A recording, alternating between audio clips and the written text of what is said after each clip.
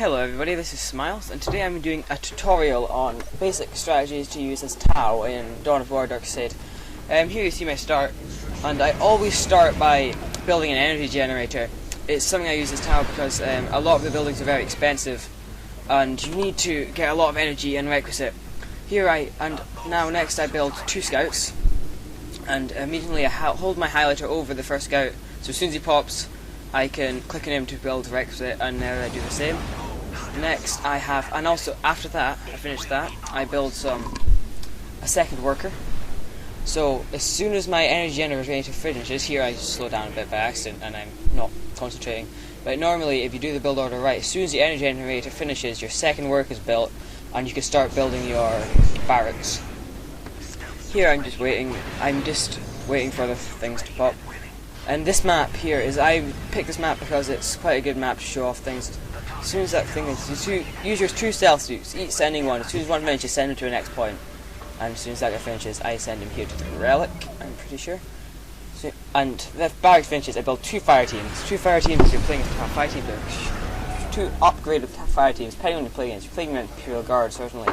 2 fire teams are perfect just to hold them off for long enough, because guardsmen, fire teams destroy guardsmen, and if you only need 2 and you can fully upgrade, you can upgrade them quite well.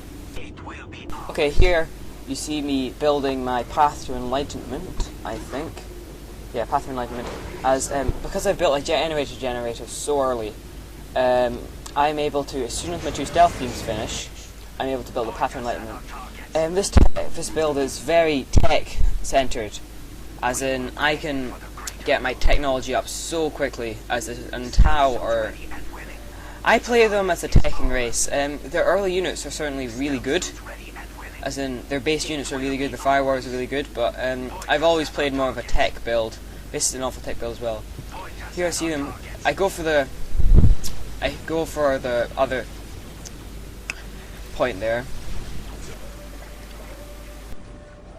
and you see a little skirmish going on there. Sorry about that.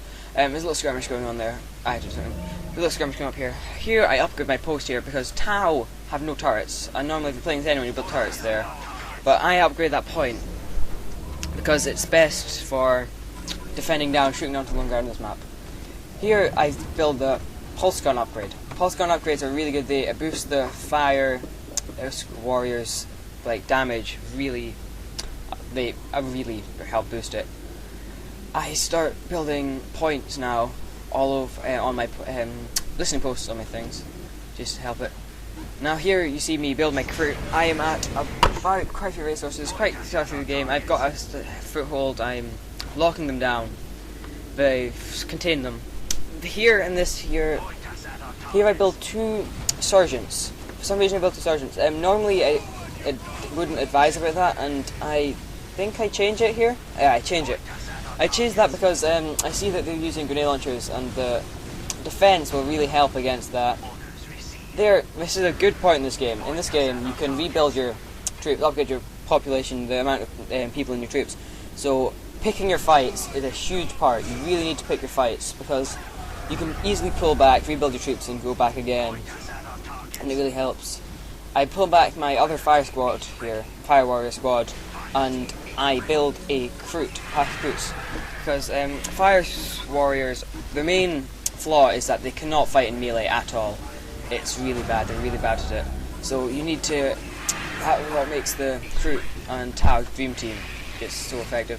There you see my kroot jumping into the guardsmen with my fire squad backing them up. Like I said, you need your fire squads backing them up behind, and your kroot tanking the damage, stopping them from being hit. And your fire squad will pick off almost anyone. They're extremely effective in the early game. I would say they're one of the most effective early game units. I kill a sergeant.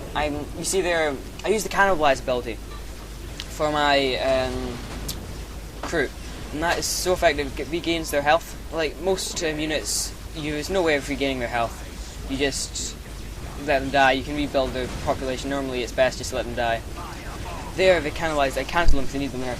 The leap ability really boosts the carnivores damage, as in you saw their squad just almost got wiped out completely by that. Here I built my vehicle depot. I don't think I use it in this game, but it's always nice to have, because vehicle depots, Tau, to increase their unit pop, they upgrade the buildings. And here you see my scout squad shooting up. On this map especially, small maps, Tau units have great range, and you can shoot up into enemy bases quite easily. And it really effective. Here I see my scout squads are missing a lot, so I upgrade the target lock, and that really makes the scout squads a lot more accurate. I'm harassing there from that base, shooting up. On this map, if you're playing as Tau and you get the later on in the game, you can have your commander, and you can shoot the other bases from that point. You can, on one of the points of the barricades there at the back of the base, you might have saw it, it was, you could get your commander to stand there and you could shoot the enemy's command post, like centre, their main base, from that point. Here I send my other thing. You always want at least two, I always find you want two built workers at least on a building, unless it's a generator or a post. It helps a lot. Here I send my guys. The, against infantry, the scout squads are really, really awful. Just awful. But against vehicles, they're lethal. They're one of the best units, like early game units in the game against vehicles with their EMP. The EMP stops the vehicle moving and disables its weapons, and also their guns are generally, when they have good fully upgraded guns, anyways. All the units have upgraded guns. They can, and their sergeant. The sergeant is really good. Can take on vehicles so quickly. It's unbelievable. And also they're invisible, which helps quote. Here picking them off. I'm sitting up here picking off the buildings with my stealth suits, and it's good because they can't shoot down. And you saw there they were building a listening post in the command post, and I keep picking off. I always pick off the worker before. And here, I think you see that. That's a nice close-up of the commander. It looks nice, and I'm still zoomed out for some reason. You see me up there. I think maybe here is the time when you see my even build. Anyways, in this build, we keep trying to build the listening posts up on that point up there. And here we do. Yeah, so we try and do it here. And I start picking it off, and you keep blowing it up, and they just cannot get that listening post up, which really helps. Here I finally build the. I've upmade my Kyoon command post. I forgot to tell you, I was distracted. I built my Kyoon command post. This map, there's two different sets of level. When you're playing these types of, there's a lot of stuff I have to get through. Talking quite quickly, probably slow down.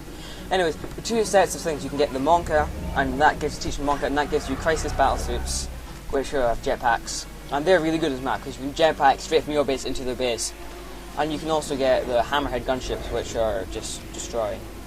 There I build my ETHEREAL. I'm not quite sure what it is. But anyways, and then you get your Kyoon command post, which is basically the Kroot line. And I get the teachings of Kyoon, and that allows me to get. I call them gorillas. I'm not quite sure what they're actually called. I just buy it there. I get my gorillas, which are amazing. They just destroy everything. They're total tanks, and they're not doing too much damage against vehicles or that, but they have 6,000 HP each. And you can have 6 of them, which is unbelievable. That's as much as the Baneblade, slightly more than the Baneblade, which is unbelievable.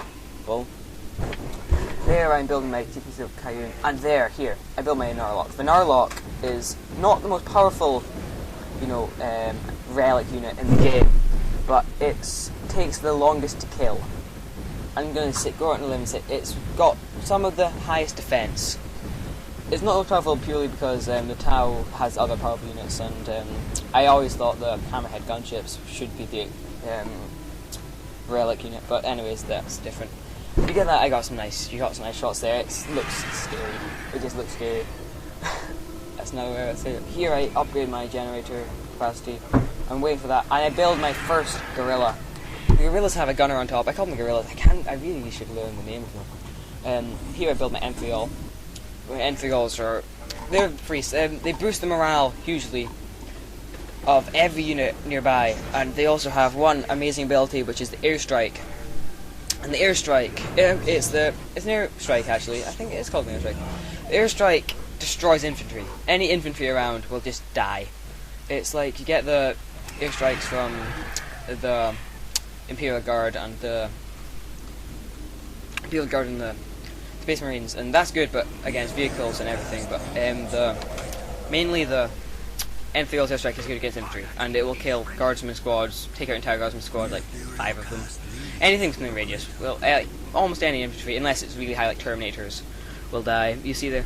And here I build some Bodyguard, and the Bodyguard are elite fire squads, fire warriors, and they have stupid range, and you'll see it later on, their range. There, I kill my Norlock because I decided to show you 2 different things. One, that in this game you require, like all RTSs, you require balance, as you'll see later on, as I get straight up guerrillas, which are good units, but you'll see it doesn't work too well here. The guerrillas are good. They tank damage, and here you see his 2 sentinels come forward, and you see the effectiveness of the things against sentinels. Sentinels just die straight away. They're full health when they attack, and those tier 1 scouts destroy these 2 vehicle sentinels really quickly. Sentinels is good because the sentinels are good against vehicles, and these are classed as heavy infantry, super uber heavy infantry, and that makes them like susceptible. See, the sentinels are anti-vehicle, and normally, if you watch Smish's Let's Play, you'll see how he uses sentinels against vehicles, and it's really good. But here, it doesn't do much damage. It doesn't take much damage, do much damage to my guerrillas, and they destroy because it's already been destroyed by the stealthies. And as you see here, I send in just all 6 of my guerrillas, which are amazing. They're amazing vehicles. They take a vehicle cap, but they don't get affected as the same as vehicles. They have different things, and they get affected by things that affect heavy infantry. And they're more anti-infantry themselves. So here you see the Hellhound, I want to say. And here you see there, the screenshot. You'll see the infantry with their pulse rifles, which is very good against heavy infantry. And you'll see these things 6,000 HP going down so quickly because these pulse rifles. I showed you the skill. You see all the guardsmen there. An airstrike, if you had a balance, an airstrike from the ETHEREAL would kill them all out, and you'd win. You'd wipe out his army there. But because I have straight units, just 6 really powerful guerrillas that are really good, they're dying because they have one thing that will counter them, and of course everything dies. You see the guy get flying off when it dies. Here you see him trying tactical. Luckily, sadly, I could have beaten him. I could have destroyed them if I had my guerrillas straight in, but the infantry command there blocks my way, so I have to destroy that, and my guerrillas were not big enough to fit through the middle. So I decided to build an airlock, and I'll show you here. I rebuilt my army a second time, and I've already had them building already. I have them building already. So my pop cap, I build everything so my unit cap is full. So as soon as that ends, all the things will spawn instantly. My scouts move forward again, spotting. That is a I built the commandos, the sergeants for the crew, just upgrade the squads a lot. They give them a lot more morale. You'll see a guardsman squad comes forward and it just gets shredded. Here you get the attack, and this time you notice I have a balance. This is the airstrike. Airstrike comes in. I probably shouldn't have let my crew go in, but airstrike comes in and you see the infantry going flying. Infantry there goes flying and destroys the generator. That is the airstrike. It's super effective against infantry. It just destroys infantry. You'll see a game. There's a game on our channel of Ajax and me have a game against the AI, 2 hordes on AI, and we end up just bombing each other. And mine's more effective against infantry. It's more effective against vehicles. And you'll see him bomb my vehicles in that, and he bombs infantry. He also me attacking. And as the game's kind of sealed because I had a nice balance of units, ranged and close quarters. And this strategy is good because Tau are good for base. Their core units are really good. They don't have as much of a variety as the other things. At least they're like actual. They don't progress. Like you'll get your good infantry straight from the beginning. Here I built some more bodyguards because the bodyguards are insanely good. Their core infantry, you get all their good infantry at the beginning, like the fire warriors, the kroot hounds. Okay, maybe the kroot hounds are really good, and the bodyguard are good.